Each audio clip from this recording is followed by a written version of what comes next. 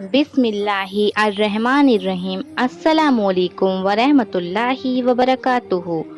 وہ کون سی باتیں ہیں جن سے اللہ تعالیٰ سخت ناراض ہوتے ہیں؟